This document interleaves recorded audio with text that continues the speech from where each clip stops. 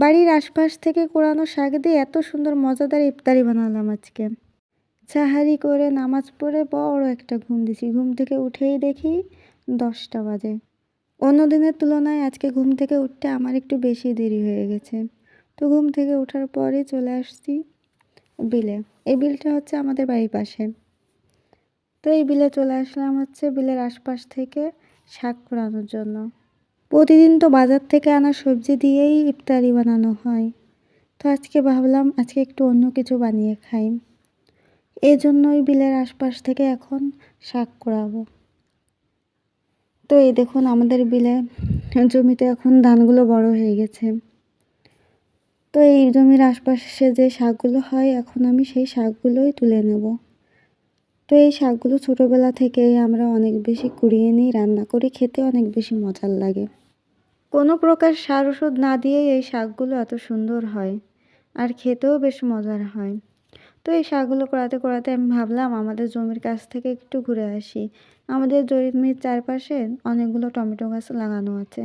তো ভাবলাম যে এই টমেটো গাছগুলো একটু দেখে আসি টমেটোগুলো ধরছে কিনা। তো এসে দেখলাম যে বেশ বড় একটা টমেটো হয়েছে। তো ভাবলাম যে তাহলে একটু ঘুরে ঘুরে দেখি অন্য অন্য সব টমেটো গাছগুলোতে টমেটো ধরছে কিনা। টমেটো গাছগুলো দেখতে কিন্তু আমি একা আসিনি, আমার সাথে আমার বিড়াল ছানাটাও চলে আসছে। ও খুব আনন্দ পাচ্ছে, ঘুরে ঘুরে বেড়াচ্ছে, দৌড়ায় বেড়াচ্ছে। তো এদিকে এসে দেখলাম এই টমেটো গাছে বেশ কয়েকটা টমেটো ধরছে, তবে টমেটোগুলো বড় হয়নি। আর কয়েকদিন পরে এই টমেটোগুলো নিয়ে রান্না করে খাওয়া যাবে। টমেটোগুলো দেখা শেষ করে আবারও চলে আসলাম শাকগুলো কুড়াতে। এই শাকগুলো দিয়ে দেখতাম আমার মা ছোটোবেলায় অনেক রকম শাক মিশিয়ে মাচা রান্না করতো, খেতেও ভালো লাগতো। তো আজকে ভাবলাম যে এই শাকগুলো তুলে নিই, এই শাকগুলো দিয়ে চপ বানিয়ে খাবো, খেতে কেমন হয় দেখবো। তো এখানে এসে দেখি যে কচি কচি কচুর পাতা। তো ভাবলাম যে বেশ কয়েকটা কচুর পাতাও তুলে নিই। তো এখান থেকে অনেকগুলো কচুর পাতাও আমি তুলে নিয়েছি। এই কচুর পাতাগুলো রাতে ভর্তা করে খাবো।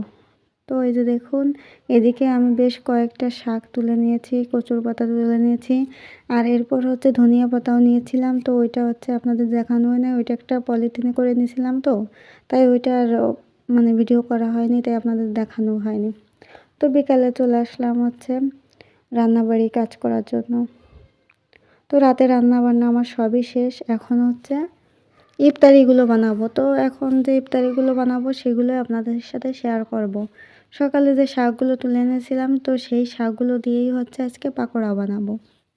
এজন্য হচ্ছে প্রথমে বেসনটা বানিয়ে নিচ্ছি। বেসন বানানোর সময় আমি অনেক প্রকারের মশলা ব্যবহার করি। তো শাকগুলো ধুয়ে রেখে দিয়েছি, এখন হচ্ছে এই শাকগুলো দিয়েই হচ্ছে পাকোড়া বানাবো। শুধু যে আজকে শাক দিয়ে পাকোড়া বানাবো তা কিন্তু না, ধনিয়া পাতা দিয়ে পাকোড়া বানাবো, আলুর চপ, মরিচের চপ, তো এরকম 3-4 প্রকারেরই আজকে হচ্ছে পাকোড়া বানাবো। কারণ আমরা বাড়িতে হচ্ছে অনেক লোক, এজন্য আমাদের প্রতিদিনই হচ্ছে অনেক প্রকারের অনেক চপ বানানো হয়। তো বাড়ির আশপাশ থেকে যে পাতাগুলো তুলে এনেছিলাম সেগুলো দিয়ে যে চপগুলো বানিয়েছিলাম সেই চপগুলো খেতে বেশ মজার হয়েছিল। আপনারা যদি এরকমভাবে চপ বানিয়ে খেতে চান তাহলে বাড়ির আশপাশ থেকে এইভাবে শাক তুলে এনে চপ বানিয়ে খেয়ে দেখতে পারেন, খেতে বেশ মজার লাগে।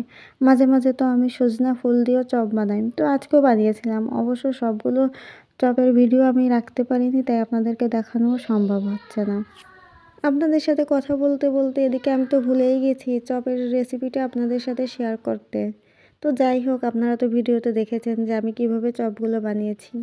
আপনারাও চাইলে আমার মতো করে চপ বানিয়ে খেতে পারেন, বা আপনারা যেভাবে বানিয়ে খান সেভাবেও বানিয়ে খেতে পারেন।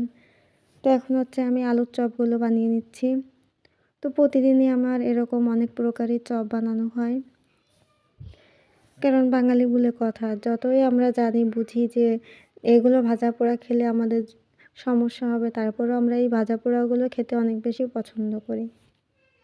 তো চপগুলো আমি এইভাবে বারবার উল্টিয়ে উল্টিয়ে হচ্ছে লাল লাল করে ভেজে নেব।